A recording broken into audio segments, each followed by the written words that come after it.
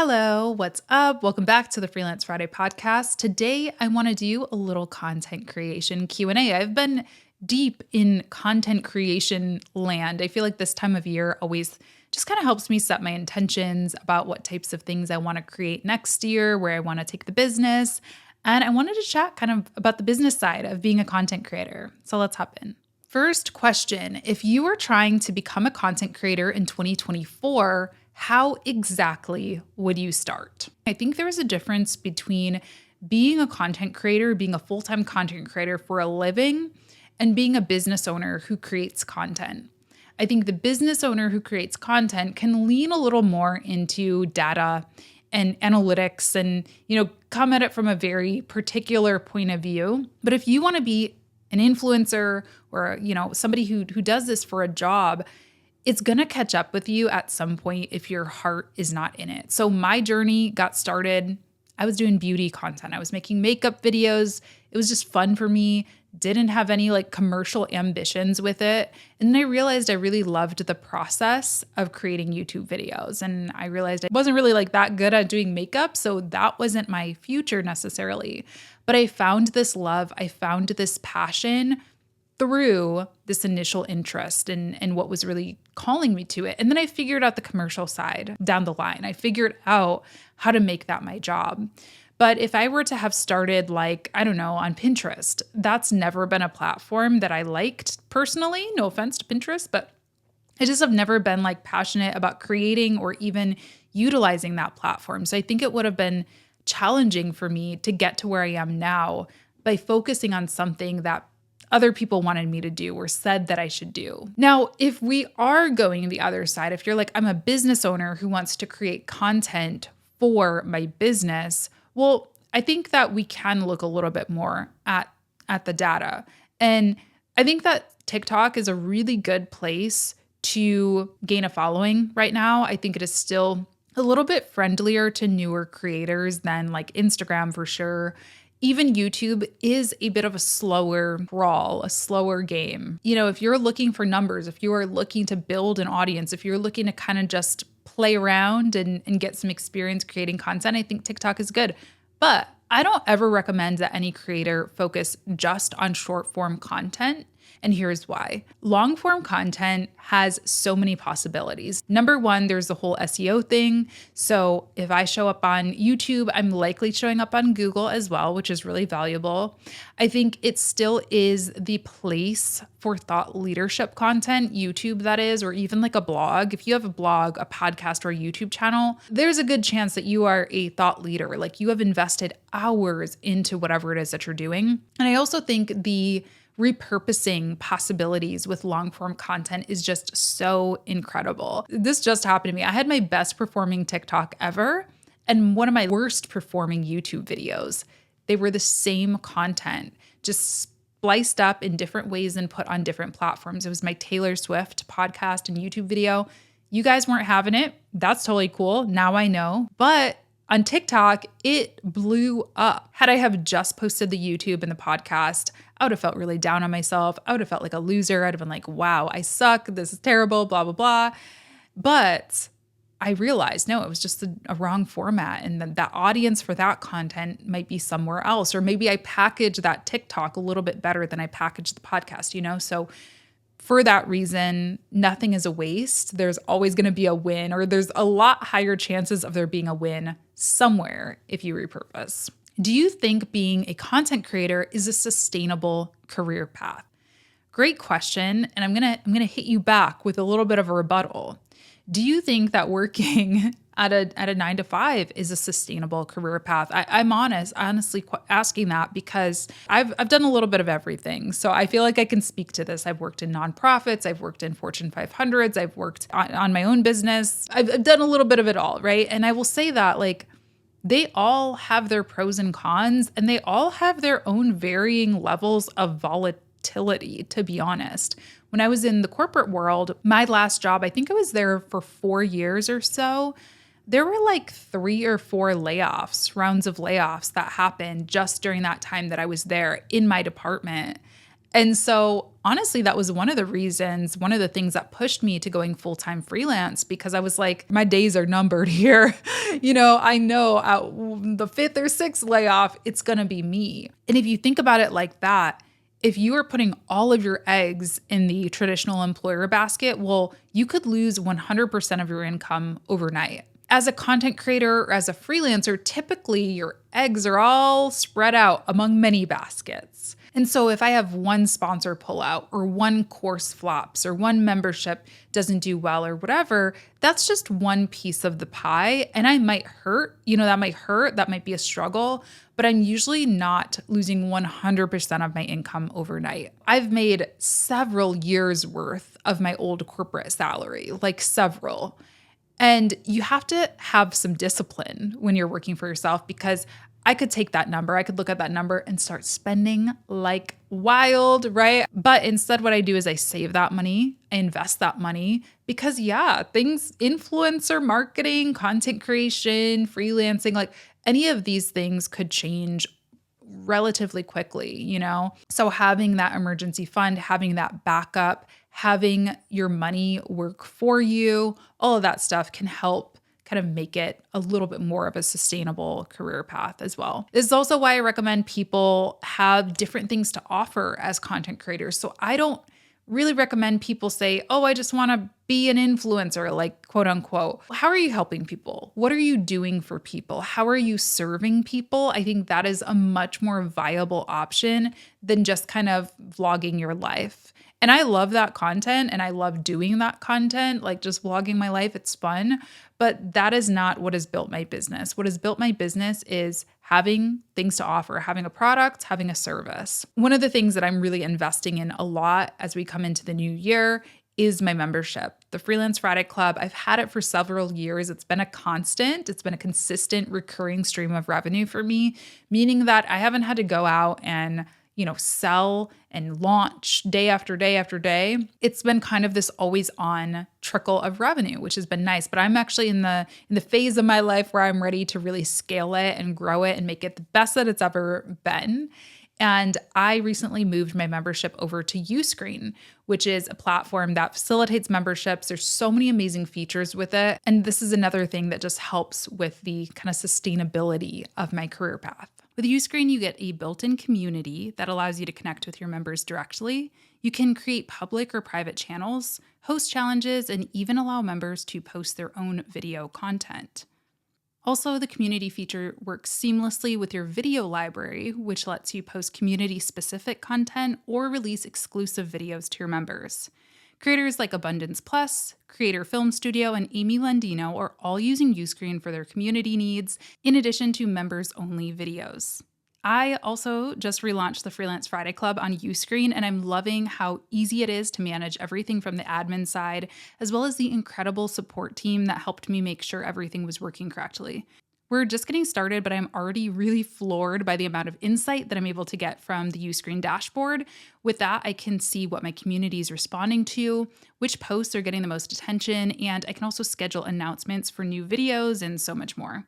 So if you're looking to get started with a membership or just take your existing community to the next level, you can book in a free discovery call with Uscreen, and they'll help you create a plan for turning your membership dreams into a reality. Make sure to let them know that I sent you, and thanks so much to Uscreen for sponsoring this episode. When did you start pitching to podcast sponsors? I remember reading this report. I don't think it was this exact one, but I pulled a similar one up saying, what the average downloads were for a podcast, basically. Because I was always like, oh, I don't know if I'm getting a very good number. I don't know. I have no idea.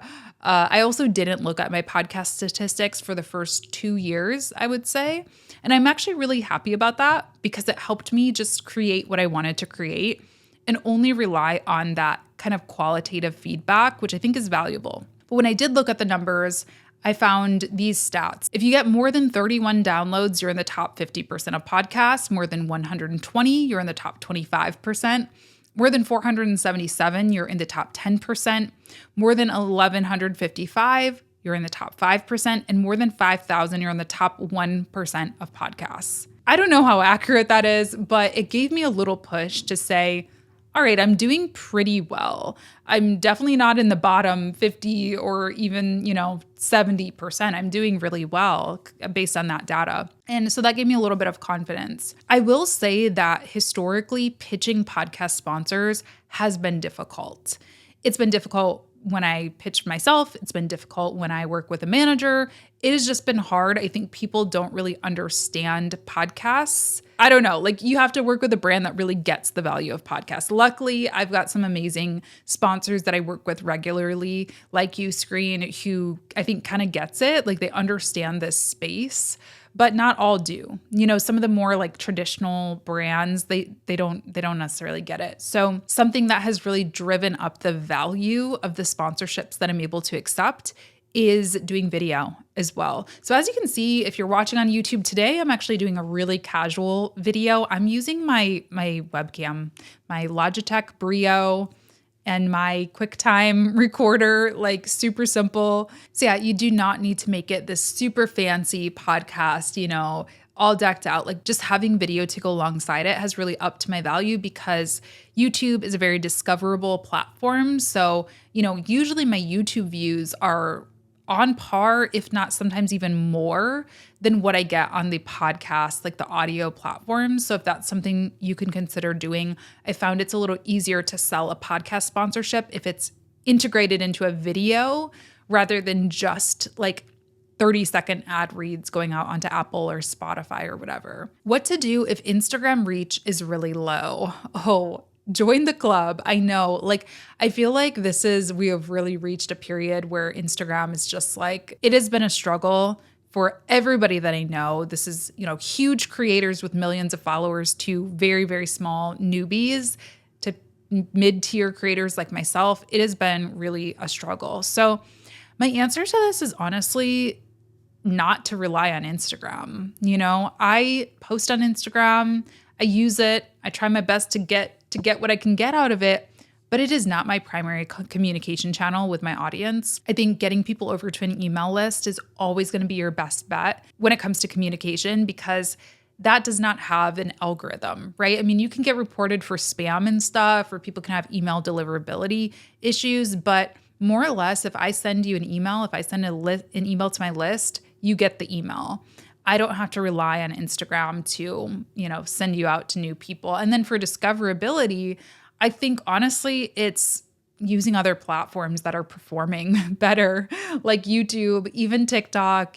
I don't personally love TikTok necessarily, but I'm getting better reach, reaching newer people by posting on TikTok right now. So kind of having this experimental mindset, seeing what does work. If one thing isn't working, seeing what does work, and then making sure that for those platforms that are working, that you're still trying to get people onto an email list because you do not want to just rely on the platforms themselves. They can break, they can decide they hate you at any time, and you want to make sure that you're in control of who's getting your stuff. Are vlogs a good strategy for conversion or only talking head style? That's a good question. I think you need to create in the format that feels the best to you.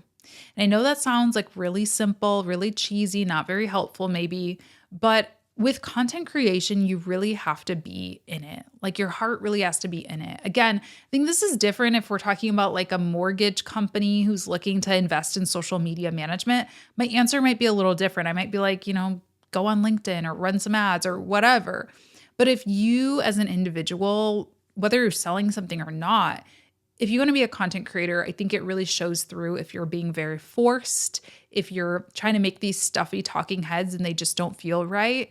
So my answer is do what feels right to you. And on the flip side, if vlogs feel like, pulling teeth because you don't like showing your personal life or whatever, don't do it. For me, actually, vlogs have been a great way to convert because I find that the people who watch my vlogs, they're a smaller subset of my audience. You can look at the numbers. You can look at my channel right now. The vlogs get like 1 to 2K views. My other videos tend to do a little bit better at least. So it's a smaller subset of my audience, but that smaller subset are the people who have some type of relationship with me already. Maybe we chat back and forth in the comments. Maybe they, like me as a human. Maybe they are a former student or client or whatever. They tend to be a more engaged audience segment.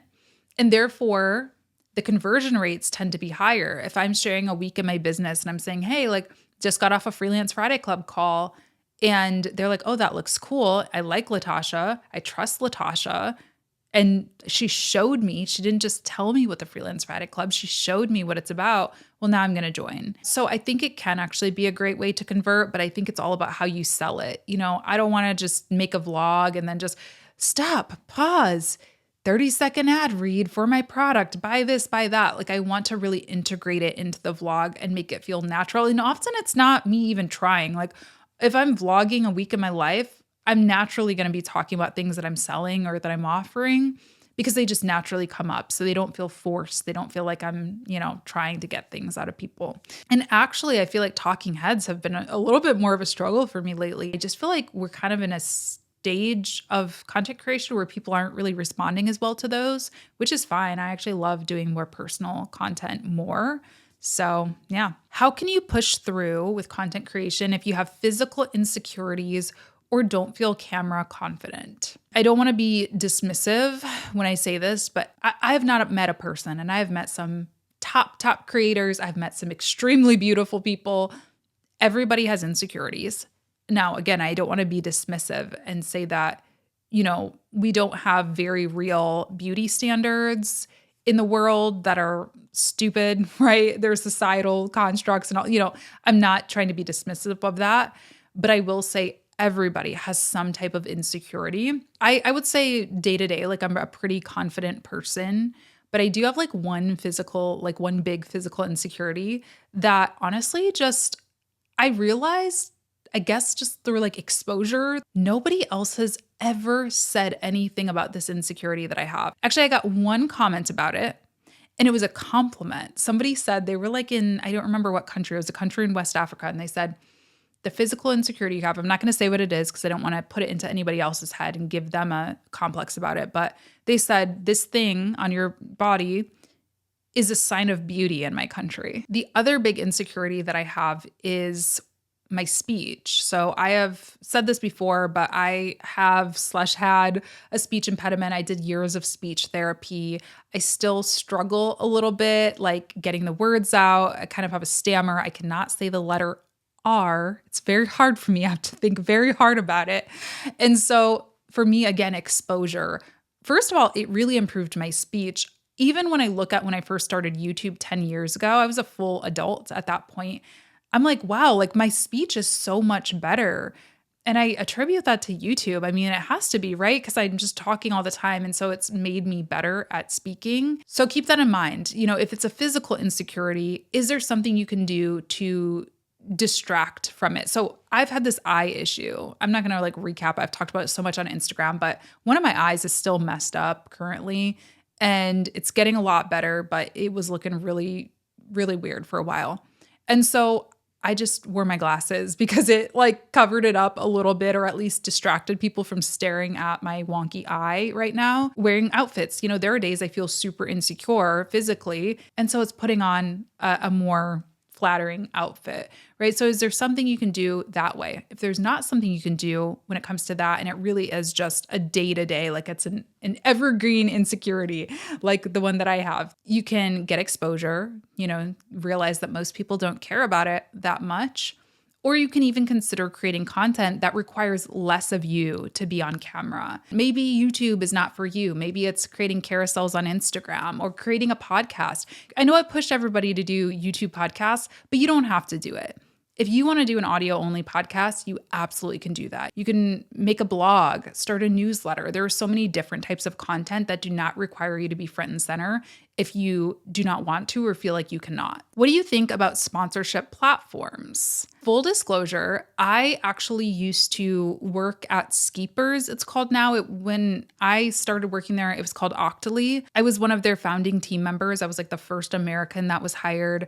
I did all the launch strategy for, the social media, the email marketing, the blog.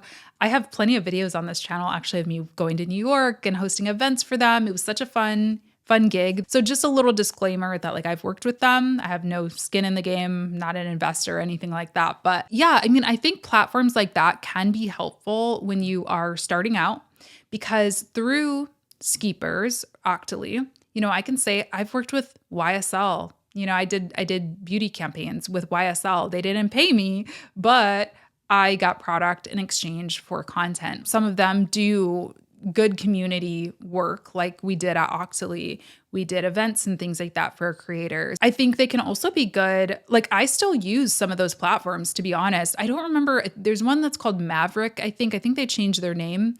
But like I just worked with them because they had a really cool jacket brand and I wanted the jacket. So for in-kind stuff, it can be cool too, if of course it is going to benefit your audience and if it is not going to be way too much work on you, if that makes sense. So if you're going to do something that is in exchange for product or in exchange for a smaller payment than you would typically accept plus product or whatever, I'm not going to have like a 10 bullet point criteria of what I can and cannot post.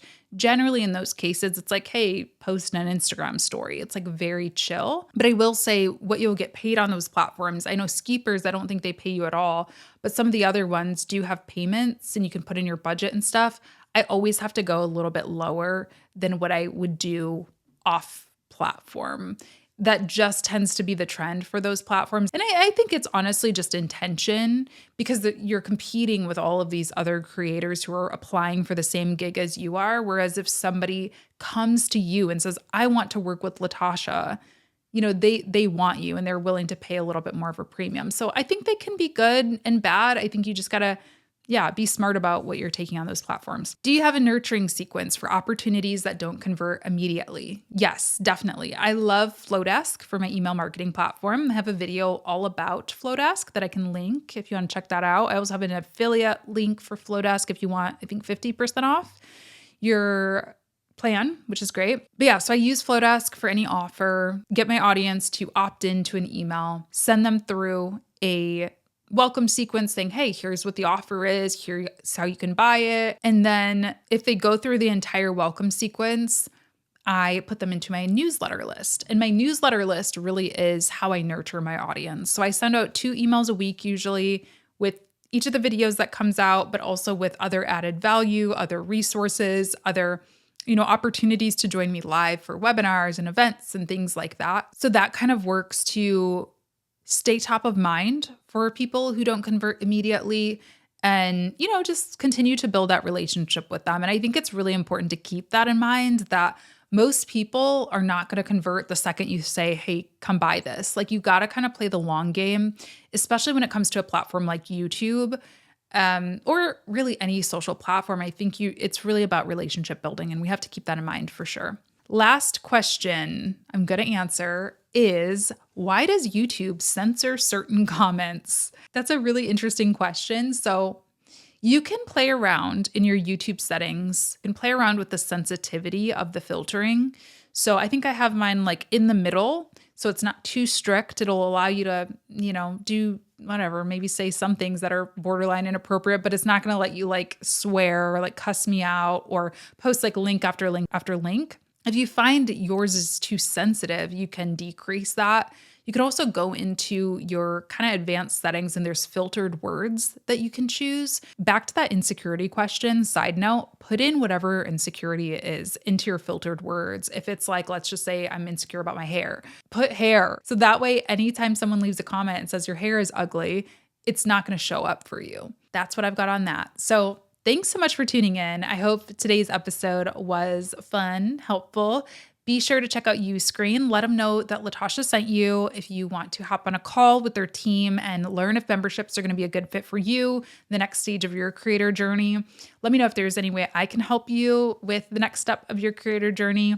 And of course, you can always join my membership, which is called the Freelance Friday Club. It's at freelancefriday.club.